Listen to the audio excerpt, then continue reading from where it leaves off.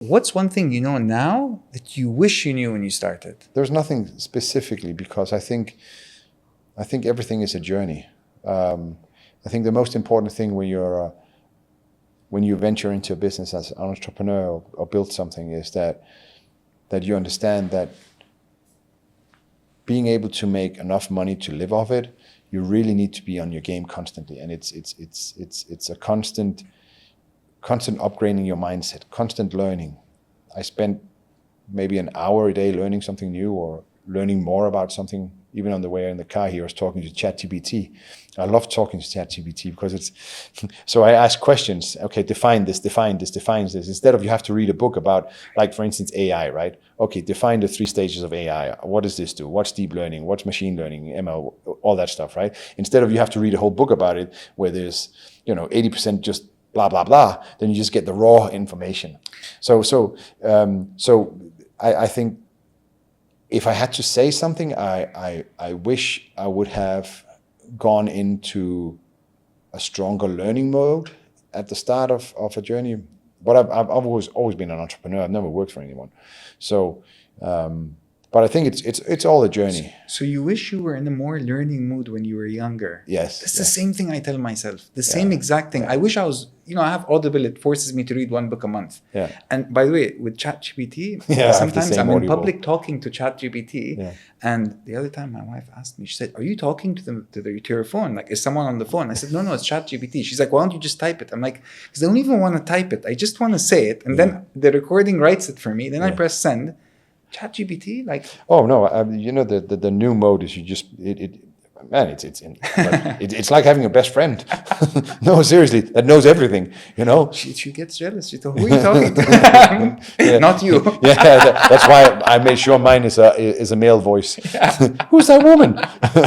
No, even sometimes I sit with my son in the car when we're out driving, and he likes like dinosaurs and fish and all sorts of, and then we sit and talk.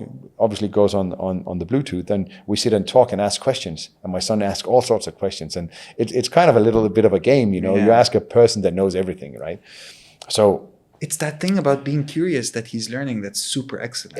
Yeah. It's to ask questions. I feel the world needs more of that people, 100%, right? You know what they say, smart people ask the most questions.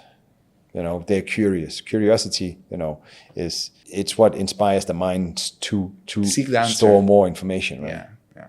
Okay, we're now moving to the deep conversation section. Oh. Have you always wanted to be an entrepreneur? As a kid growing up, what is that thing that inspired you? So, yes. Okay. So that's an interesting question, because I actually think that it was very easy for me to become an entrepreneur. And I'll tell you why. Because I'm highly dyslexic. So I can't spell. I can read, but I memorize words. So I can read. I can't spell. Like, I joke about it in the office because people know. And even when we do like brainstorming sessions, I have to write stuff. They always say, "Andreas, get somebody else to write it," because it looks like a Picasso painting. Even I can't even read it myself. So going back into my early days of when I grew up, I was the kid in the class that couldn't read and write.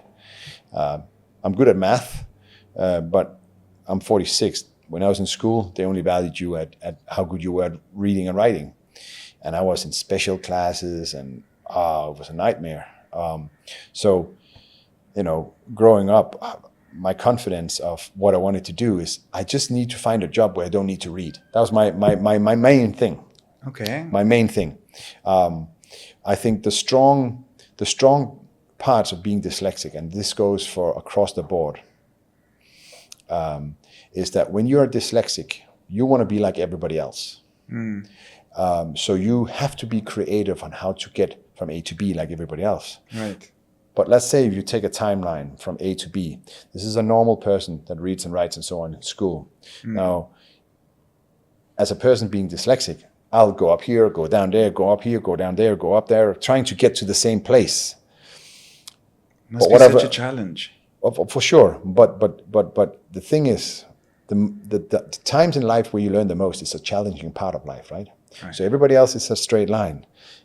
People that are usually, including myself, that are dyslexic, they have a journey like this, right? Up and down and round and can't figure it out and go up in here.